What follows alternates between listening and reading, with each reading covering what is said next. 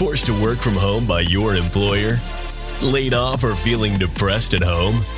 Do you want to make money working from anywhere? We'll show you how to do it from your couch. It's time for another episode of the Work From Home Show. Coming to you from their homes in Austin, Texas and Tampa, Florida, here are your hosts, Adam and Naresh. Hey everybody, welcome to the Work From Home Show. Shout out to all our homies, homeboys, homegirls, home trans, all the work from homers out there. I'm Naresh Vissa. Today we have Jane Healey on the show. She is the #1 New York Times and Washington Post bestselling author of The Secret Stealers, The Beantown Girls, The Saturday Evening Girls Club, and the new book, Goodnight from Paris. Jane Healey, thank you so much for joining us on the Work From Home Show. Oh, thank you so much for having me. I'm so happy to be here. So would you characterize yourself as a full-time fiction writer? Now I am, yes. Yeah, I wouldn't the first 10 years I was doing this, I wouldn't characterize myself as that. But yes, now I am. Well, let's talk about those first 10 years. Did you work a full-time job and do this on the side? Obviously, it makes sense now for you to be full-time because you have all these New York Times and Washington Post best-selling books. But walk us through those first 10 years, how you got started, how you got your first book published. Yeah, so I was actually back in the day, I was a product manager in high tech, believe it or not. I was a whole different thing. And then my daughters were born. They're 19 and 16 now. And so I pivoted to doing freelance writing I was working from home, actually, doing whatever anyone would pay me for. So it was I did a lot of magazines and journals and things like that, but also a lot of private client work. But I'd always wanted to write novels. And my first novel, The Saturday Evening Girls Club, came from an article I wrote for Boston Magazine about the group and the pottery that they made. And so that I worked on the Saturday Evening Girls Club novel in the fringes of my life, I like to say, for about 10 years. And the first time out, I tried to get it published. I got I stopped counting at 70 rejections, I think. I don't even know. But then in 2017, I finally got a break, and that novel came out in 2017. So your first book was published in 2017. Yes. And so that means you've come out with almost a book every 2 years, if I'm not mistaken. Correct. That's exactly right. Yes. Yeah. Okay, cool. So your background, you said you worked in tech. Is your background in business or technology? Is that like what you did after college? Tell us a little bit more before you started working and how you ended up working in tech. Yeah, I'm from Boston area. There's a lot of tech companies. It was kind of a boom when I first got out of college. So, and I knew, I've always wanted to write novels, but I didn't know anyone who got out of college and just started writing novels and paid off their student loans and were able to move out of their house and, all of that. So, there was a lot of tech jobs. And I always tell young people who want to write novels, I always say, don't count out tech because you need to make a living, and the tech field is always looking for good writers, good communicators, and it's fascinating. There's always new technology is fascinating and changing all the time. So I always tell people, like, don't rule that out, because you can make a living and also pursue your dream of fiction on the side. Yeah. And when you got started, there wasn't self-publishing. Now you have self-publishing available. Correct. Mm-hmm. And of course, you're New York Times, Washington Post bestseller list, so you have your own publisher, you have your own agent most likely. But now it's easier, and we've done a few episodes in the past about how we recommend that you work a job, you work in tech, you work from home, and you do this on the side. And that's what I've been doing. I've published 5 books, self-published. Oh, awesome. Through my publishing company. And I'm a technical writer. I write mostly business nonfiction, e-commerce, technology. Okay. So we have that in common. Yep. Yeah.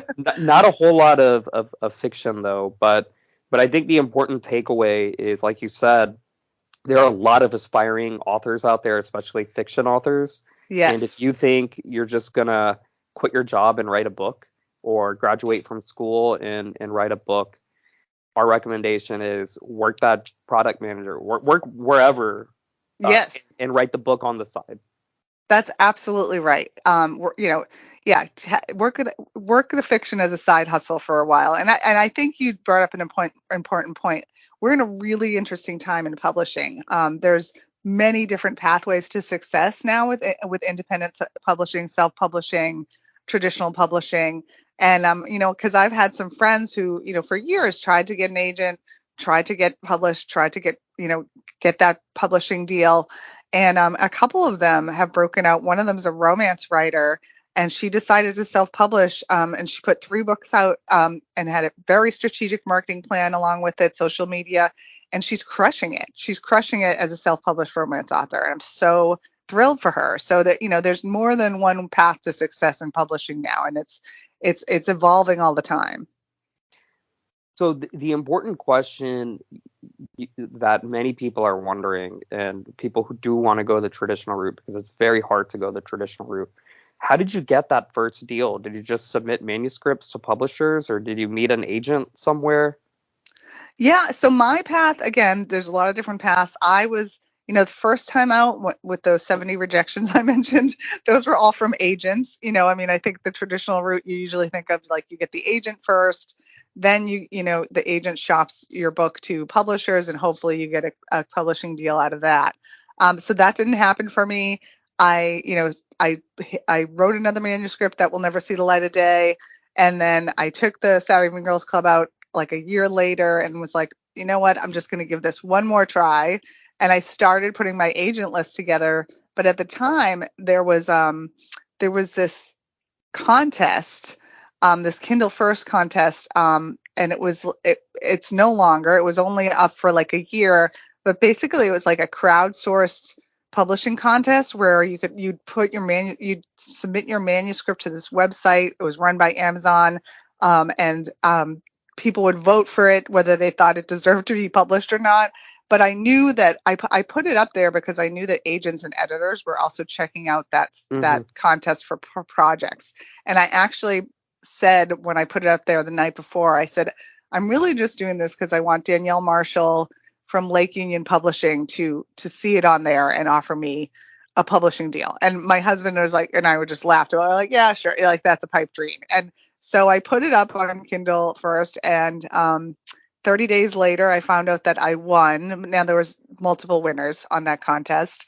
Was this voting based? Yeah, it was people voted for your on this website as to whether you deserved a publishing deal. And it was an ebook publishing deal, which was not what I wanted either. But I was like, I have nothing to lose. This manuscript. Yeah, you got to start somewhere. Sitting on my computer, I might as well try. So I wanted the real deal, but I'm like, whatever, I'll give it a try. I'm just, try all the angles. And so I won that. But then 2 days later, Danielle Marshall from Lake Union Publishing, my dream editor, actually called me and said, we want to publish the Saturday Evening Girls Club. That's awesome. And it was wild. How did you find out about this contest? It was, as you probably know, like, I'm on a lot of writers, Writer Unbox, different platforms, different groups, and people were talking about it, and on social media and everywhere else. And so that's how I first learned about it. And, it was only out and up there for like a year, but it was long enough for me to get on there and for Danielle to find my project. So that was amazing. I think it's great because we continue to interview a lot of #1 New York Times bestselling authors, and everyone has their own unique story as to how they got that first deal. We've never heard this before, where you got it through a contest. We've had people who said they self-published, the book did really well, they sold the rights. We've had people say, I just submitted a manuscript and boom, they liked it. Yeah, and we've had people like you we haven't had, you're the first one who said you got your foot in the door, or your feet in the door, through a contest. Yeah, and that goes to show you there's many different paths to publication. I should mention too, like, I am Amazon charts, best-selling author #1 on Kindle, and Washington Post best-selling, but not New York Times. I want to just correct that, just to let you know. I'm not sure if you might have been given that detail wrong. Well, I'm sure your next book or the book you will eventually make the New York Times That's list, right. Yeah, that's the given hope, how right? much your books have sold. I mean, your books have sold super well. So, do you write from home, or do you have an office, or what's your writing process? I write, I was with the Saturday Evening Girls Club because I was writing it between other writing projects and in the fringes of my life. I can write pretty much anywhere, including like skating rinks and school pickup Oh, well. lines and everywhere else. I do have a home office now, which is nice, and we have a basement office because my husband's often working from home now, like a lot of people. So I'm in the basement hiding from my pets and people. But yeah, I can work anywhere.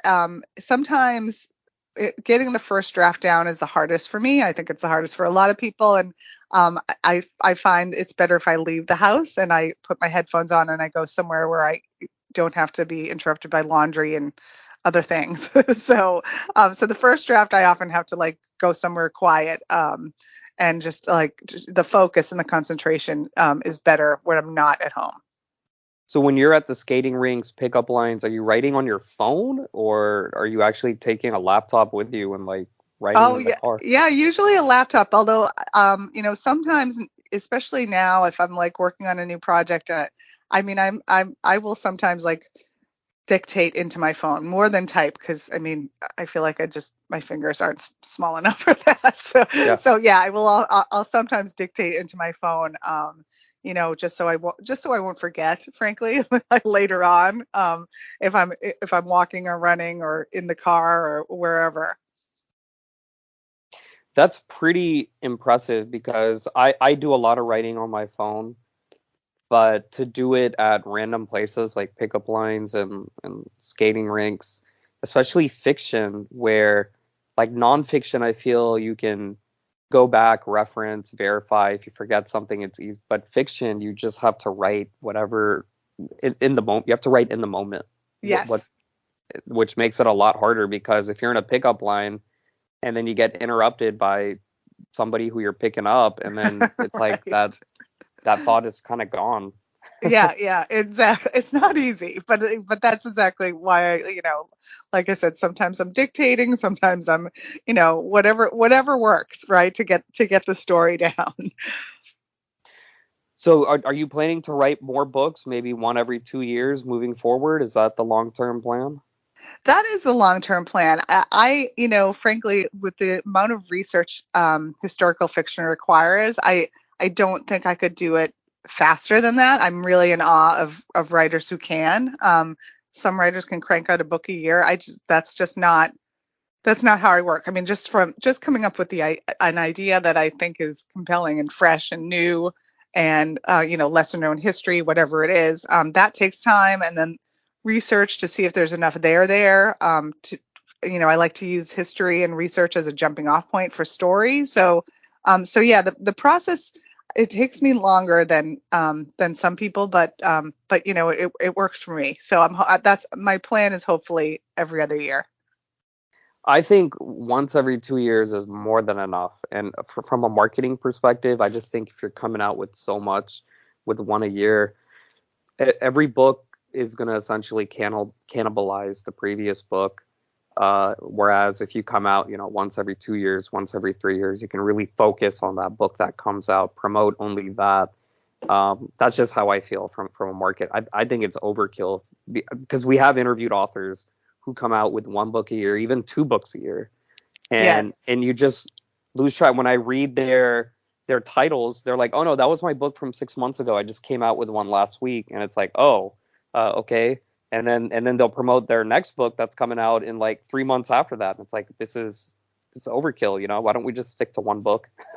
Yeah, I kind of tend to agree. Unless maybe, like I said, my friend who writes romance, like that market, those readers are hungry for at least a book or two a year.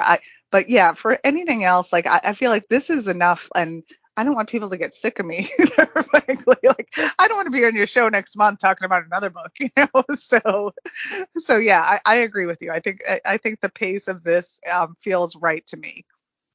And is it your publisher who's doing the marketing? Like you have a huge following, you're selling a lot of copies, you have a fan club. Is it them or did you do anything on your own to develop your readership? Yeah, it's funny. It's a little bit of everything. My publisher's super supportive. They do a lot of marketing.